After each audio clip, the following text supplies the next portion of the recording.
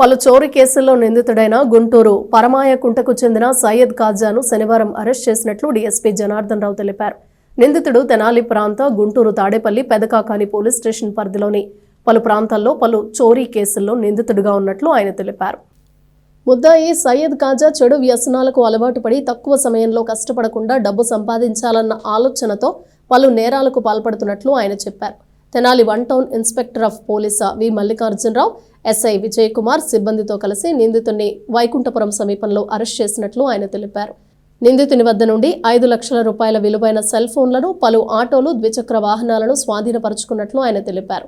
పలు కేసుల్లో నిందితునిగా ఉన్న సయ్యద్ కాజాను అరెస్ట్ చేసిన DSP Janardhan Rao, circle inspector Mallikarjunarao సిబ్బందిని జిల్లా ఎస్పీ అభినందించినట్లు ఆయన తెలిపారు. కార్యక్రమంలో పోలీస్ సిబ్బంది ఆదిబాబు, రమేష్ నాయక్, వసంతరావు నాయక్, శ్రీరామ్ తదితరులు పాల్గొన్నట్లు ఆయన తెలిపారు.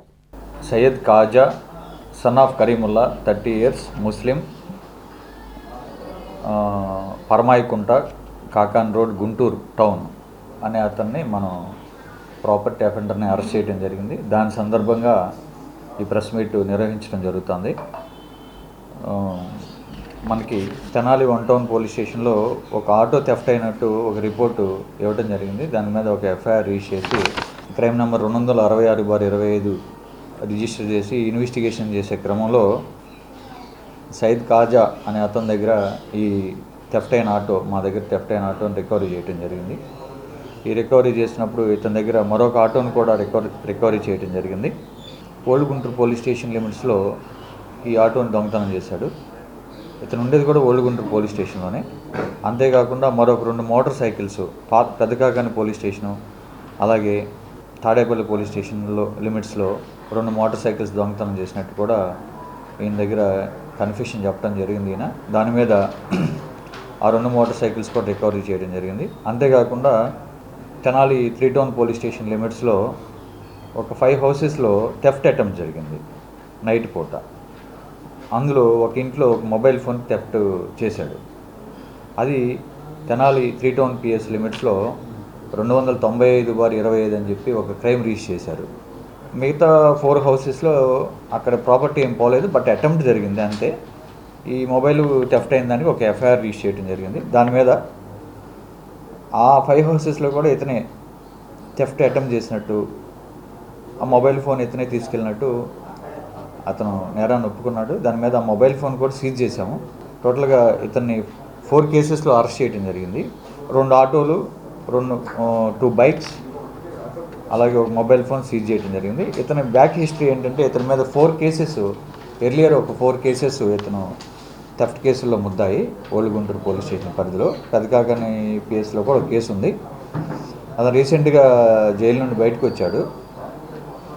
లోక్ అదాలత్లో ఉన్న కేసులు కాంప్రమైజ్ అయ్యి రీసెంట్గా బయటకు వచ్చాడు. ఆ తర్వాత మళ్ళీ ఇదే పనిగా దొంగతనాలు చేస్తూ ఉంటే అరెస్ట్ చేయడం జరిగింది. ఇతను native of old Guntur limits, Pedakakani. ఈ సందర్భంగా ఇతన్ని రిమాండ్ కోసం అని చెప్పేసి గౌరవ కోర్టు వారి దగ్గర ఇప్పుడు ప్రొడ్యూస్ చేయబోతా ఉన్నాం. రిమాండ్ ఇవ్వడం జరుగుతుంది.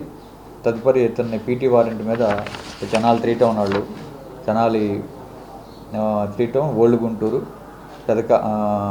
పెదకాకాని పోలీస్ స్టేషన్ వాళ్ళు పీటీ వారెంట్ తీసుకుని ప్రొడ్యూస్ చేసుకుంటారు వాళ్ళ కేసుల్లో కూడా. ఈ పత్రికా ప్రకటన ఈ దొంగతనం కేసు వరకు ఇంతవరకు.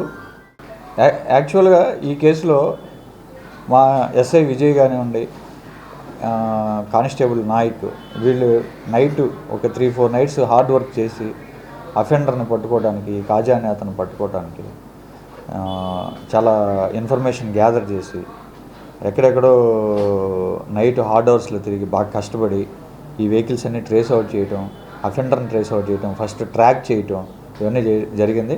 వాళ్ళని డిఎస్పీ గారు అభినందించినట్టు చెప్పమన్నారు. ఈ వర్కౌట్ మొత్తం కూడా డిఎస్పీ గారు లీడర్షిప్లో జరిగింది.